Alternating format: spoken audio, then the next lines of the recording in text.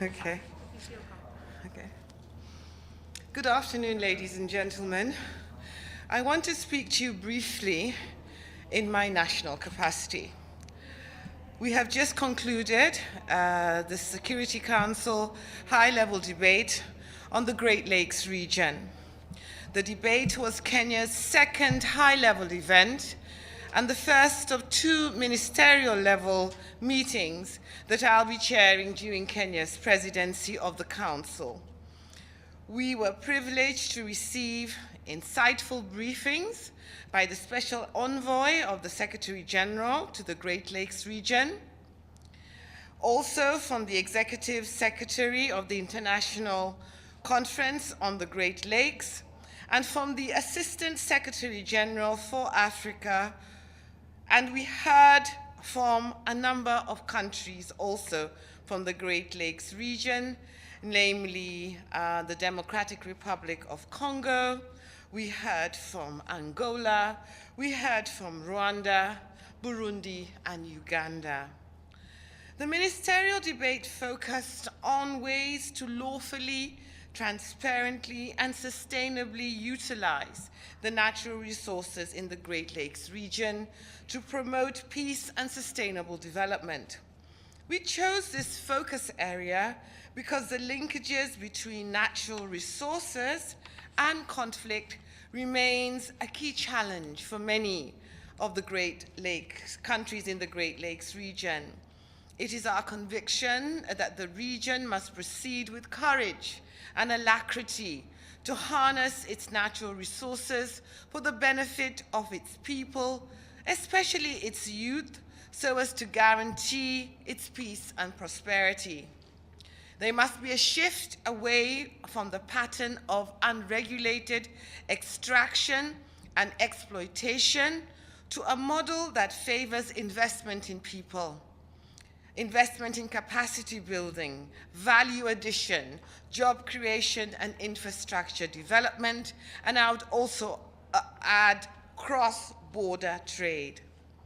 Natural resources must be extracted and traded in a transparent, accountable, and sustainable manner and utilized to drive positive change. I'm happy to report that the Council commenced its consideration of today's agenda with the adoption of a presidential statement on the situation in the Great Lakes region after weeks of negotiation. My delegation thanks all members of the Security Council for their support and positive engagement that led to this landmark product.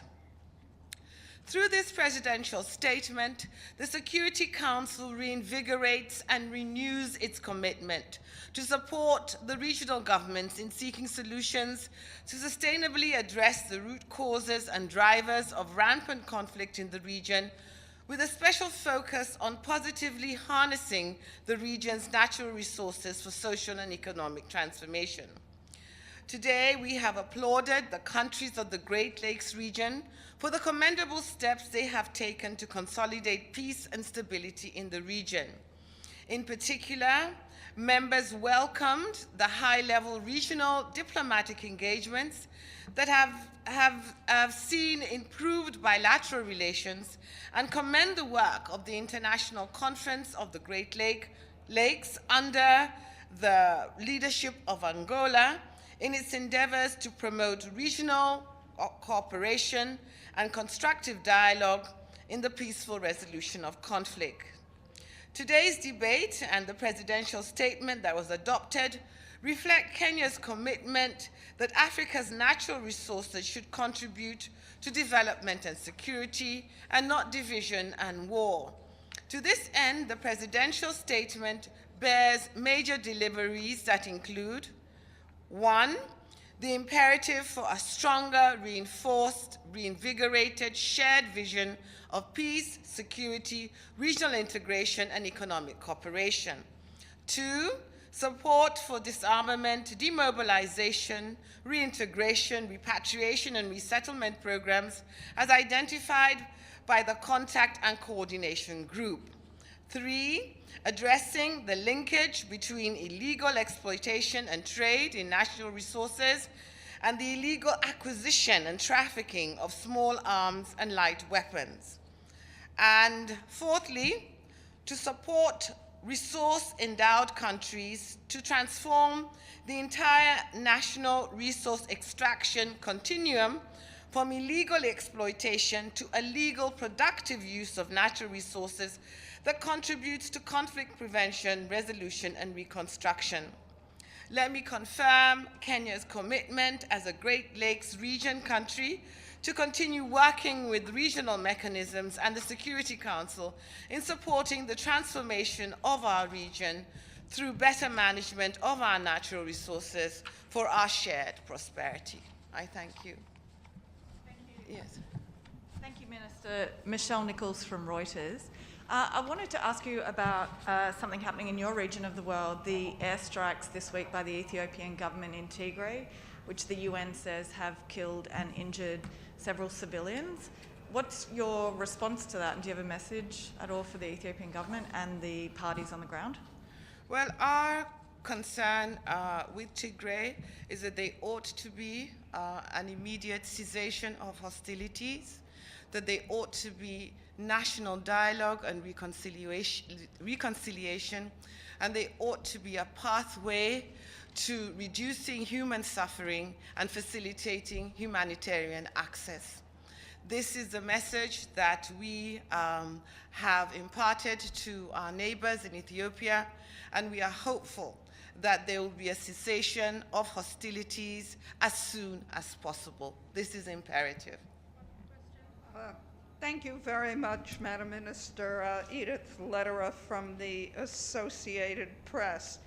On the linkage between exploitation of minerals and conflict, we've heard these calls for many years for the armed groups to stop exploitation, but we haven't actually seen significant action on the ground that's halted this, these illegal actions.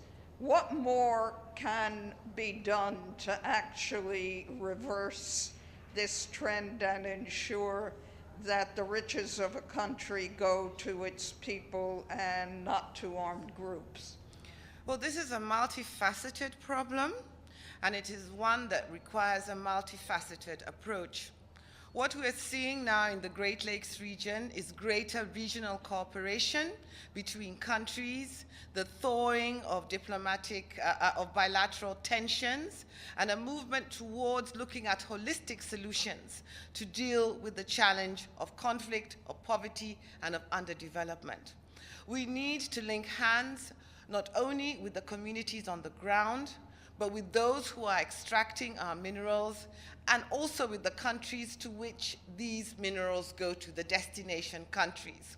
So we need greater transparency, we need greater commitment to peace, to the protection of women and children, and to looking at the root causes that propel these conflicts.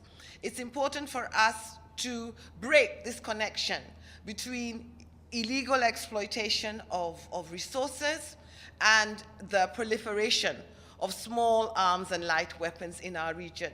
I feel quite hopeful for our region because I think our countries have begun to realize the huge potential that the Great Lakes region has for the transformation of our continent and also for the transformation of our world.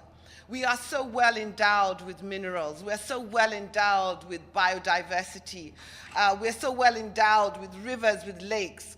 If you open up the Great Lakes region, you open up the world. And this is the direction that we want to go. And this is why it's so important for us to address this problem of the illegal exploitation of our natural resources so that they can be used to uplift our people and to take the direction of our development along a positive trajectory. I thank you. This afternoon, the Council will be discussing North Korea. Can I ask you what is Kenya's position about the North Korean missile tests and the latest North Korean actions? Does Kenya believe the Council now needs to take firm action? Well, my PR, who's in charge of this matter, will address you on it after the meeting has been held. Let me not preempt him in the statement that he may wish to make after this. I thank you. Thank you very much. Thank you.